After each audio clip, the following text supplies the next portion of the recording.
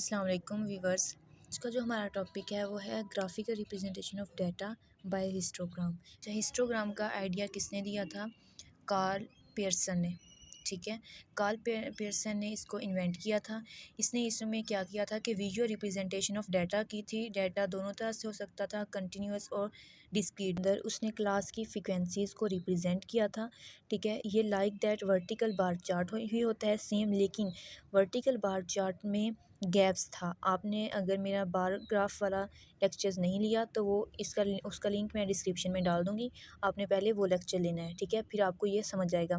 ठीक है, vertical bar graph की तरह ही होता है, लेकिन इसके दरमियान गैप नहीं होता। एक कॉलम से दूसरे कॉलम के दरमियान जो गैप है वो नहीं होता। ठीक है, जो हिस्टोग्राम की एग्जांपल है ना, ये कौन सा डाटा है? ये है इंक्लूसिव डाटा। ठीक है, जिसमें जो है इसकी अपर क्लास है वो नेक्स्ट में इंक्लूड नहीं है। तो ये कौन सा है? Inclusive data. ठीक है, इंक्लूसिव डाटा दिया हुआ है। पहले तो हम इसकी बनाएंगे क्लास बाउंड्रीज और उसके बाद हम इसके ग्राफ ड्रा करेंगे। फॉर एग्जांपल, अगर हमें यहाँ पे एक्सक्लूसिव डाटा दिया होता है, इट मीन यहाँ पे 50 है ना, 50 से ही नेक्स्ट क्लास स्टार्ट हो रही होती, तो हमें इसकी क्लास बाउंड्रीज़ नहीं बनानी पड़नी थी, वो हमारे लिए क्लास बाउंड्रीज़ ही थी। ठीक है, अब हम पहले इसकी बनाएंगे क्लास बाउंड्रीज़, फिर इसका हम जो है ग्राफ ड्रा करेंगे। चल हम पहले क्लास बाउंड्रीज़ बना लेते हैं। अच्छा, क्लास बाउंड्रीज़ हम कैसे बनाते हैं कि जो लोअर वैल्यू होती है ना उसमें 0.5 हम माइनस करते हैं और अपर क्लास में हम 0.5 को प्लस कर देते हैं। ठीक है, इसमें 0.5 हम माइनस करेंगे 49.5 और नेक्स्ट आ जाएगा हमारे पास 59.5। ठीक है, और इसी तरह हम फिर इसमें से नेक्स्ट में 60 में से 0.5 को माइनस करेंगे तो हमारे पास आ जाएगा 59.5। ठीक है, और नेक्स्ट आ जाएगा 65.5। इसमें हमने 0.5 को प्लस करना है। ठीक है, फिर हम 0.5 को माइनस कर देंगे तो हमारे पास आ जाएगा 69.5। 109.5 से आ जाएगा हमारे पास 119.5। ठीक है, ये हमारे पास आ गई अब क्लास बाउंड्रीज। अब यहाँ बस यहाँ तक। उसके बाद हम इसका बनाते हैं ग्राफ। ठीक है, ग्राफ बिल्कुल वैसे ही बनाना है जैसे हमने बार ग्राफ बनाया।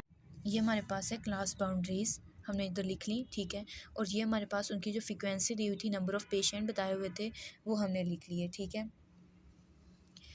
अब हमने क्या करना है, फर्स्ट हमारी फ्रीक्वेंसी थी 49.5। 49.5 और 59.5 के दरमियान की जो फ्रीक्वेंसी है, नंबर ऑफ़ पेशेंट हैं वो हैं 8। हम इसको ड्रा कर लेते हैं। ठीक है, अब ये फर्स्ट तो ड्रा हो गया। अब नेक्स्ट हमारे पास है 59.5 से 69.5 के दरमियान हम देखेंगे कि फ्रिक्वेंसी नंबर कितना है।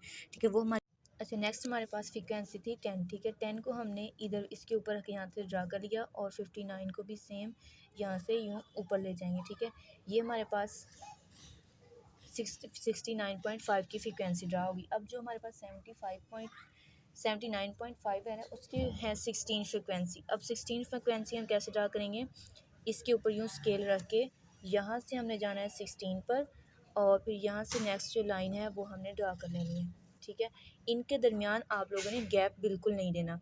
ठीक है, अगर गैप देंगे तो ये हिस्टोग्राम नहीं रहेगा और ये कैंसिल हो जाएगा, आपके मार्क्स कट जाएंगे। अब 89.5 के दरमियान हम देखेंगे कितनी फ्रिक्वेंसी है, वो है हमारे पास 14। ठीक है, तो हम 14 जो है यहाँ से जैसे हमने पहले बनाए बिल्कुल ऐसे ही इस 14 किधर है, इधर। ठीक है, इधर निशान लगा के हमने यूँ यहाँ से हमने इसको ड्रा कर लेना। बिल्कुल सेम आपने ऐसे ही इसको बनाना है, लेकिन इनके दरमियान गैप नहीं छोड़ना। अगर गैप छोड़ेंगे तो ये क्रॉस हो जाएगा। बार ग्राफ और हिस्टोग्राम मिलते जुलते हैं, बस डिफरेंस ये सिर्फ ये है कि जो बार ग्राफ है उसके अंदर एक से दूसरे को ड्रा करते हुए दरमियान में गैप था।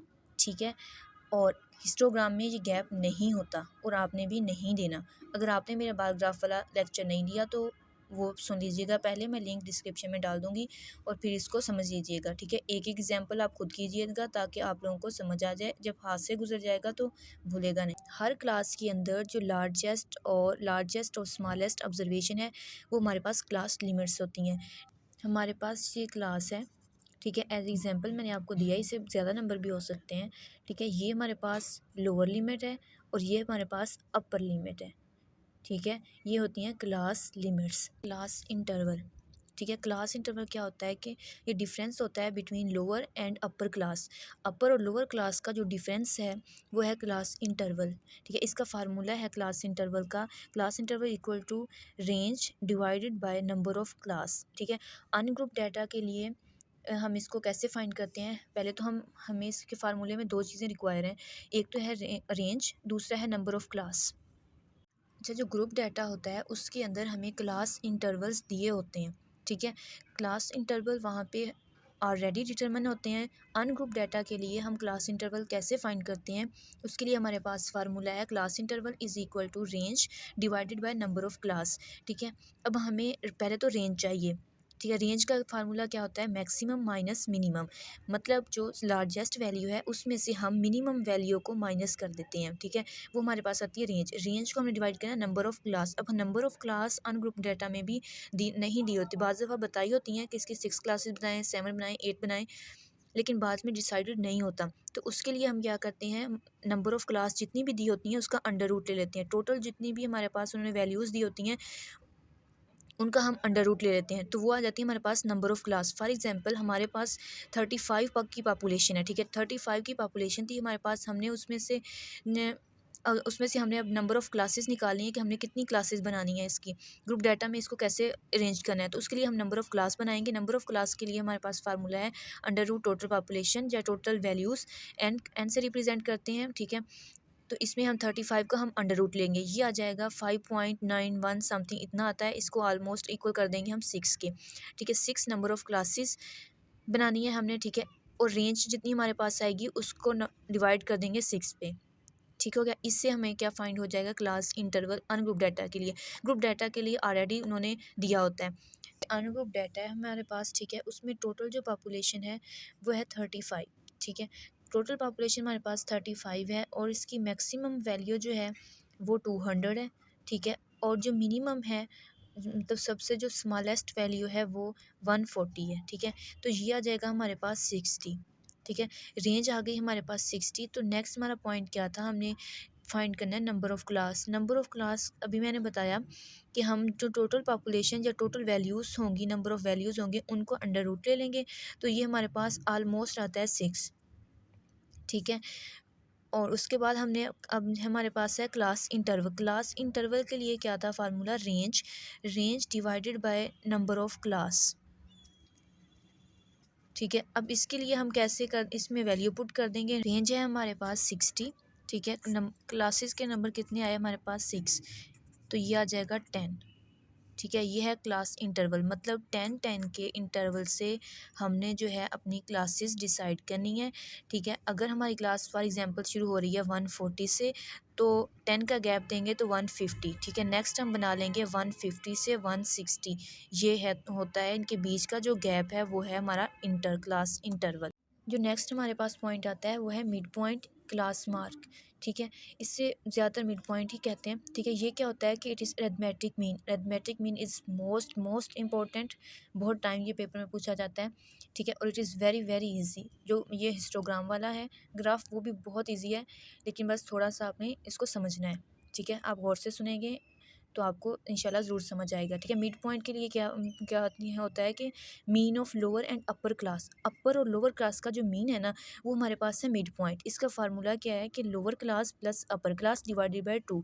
फॉर एग्जांपल ये देखिए, ये हमारे पास क्लासेस है ना, upper class lower class. Upper class क्या है हमारे पास 150, इसको प्लस कर देंगे 140 से डिवाइड कर देंगे 2 पे।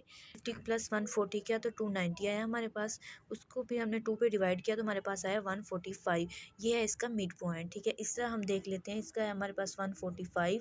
नेक्स्ट हमारे पास है 150 प्लस 160, इसको 2 पे डिवाइड करेंगे तो इसके आंसर को तो हमारे पास आ जाएगा 155। इसी तरह नेक्स्ट आ जाता है हमारे पास 165। तरह 170 प्लस 180 डिवाइडेड बाई किया 2 से, तो हमारे पास इसका मिड पॉइंट क्या आया 175। 180 प्लस 190 डिवाइडेड बाई 2, इसका हम मिड पॉइंट आएगा हमारे पास 185। ठीक है, इसी तरह 190 प्लस 200। ठीक है, इसको हम जब डिवाइड करेंगे 2 पे तो हमारे पास आंसर आता है 195। इस तरह हम इन सब का मिड पॉइंट ले लेते हैं। Mid points